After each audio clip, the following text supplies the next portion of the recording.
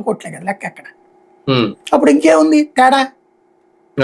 అప్పుడు నువ్వో 3.5 చేసావు, ఆయన 3.5 చేశాడు. ఎందుకు? నువ్వు వచ్చే నాటికి 1,00,000 కోట్ల రూపాయలు అప్పు ఉంది, 90,000 కోట్లేమో.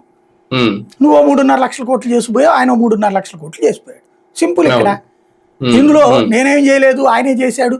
ఎందుకు ఈ అబద్ధాలు? జనాలు నమ్ముతున్నారు, మీడియా ఉంది మన చేతిలో, అడ్డదిడ్డంగా ఏం మాట్లాడినా చెల్లుబాటు అయిపోతుంది.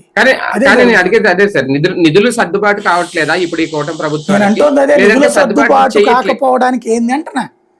ఇప్పుడు ఆయన అప్పు చేశాడు, నువ్వు అప్పు చేస్తున్నావు, ఇంకో రూపాయి ఎక్కువ అప్పు చేసావు కదా. ఇవ్వాలన్న కమిట్మెంట్ ఉండాలి.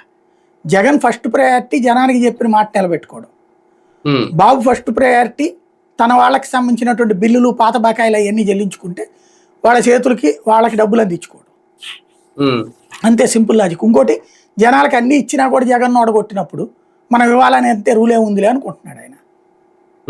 సింపుల్. అది అంటే చిత్తశుద్ధి కరువు అవుతుంది సంక్షేమ పథకాలు ఎప్పుడు లేదు. చిత్తశుద్ధి సంక్షేమ విషయంలో 100కి 90% ప్రయత్నం రాజశేఖర రెడ్డి జగన్ చేశారు, 100కి 20% ప్రయత్నం కూడా తెలుగుదేశం చేయదు ఎప్పుడు కూడా సంక్షేమ విషయంలో, అంతే తేడా.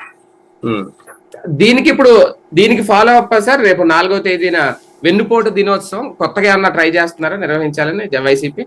ఏడాదికోసారి ఇదివరకు జగన్ ప్రభుత్వ పాలనా వైఫల్యం అని అడుగు కూడా చేశారు కదా తెలుగుదేశం వాళ్ళు కూడా, యాజిటేషన్స్. అయ్యో సిద్ధమైనటువంటి ఉద్యమాలు, అందులో కొత్తగా ఇదేముండదు.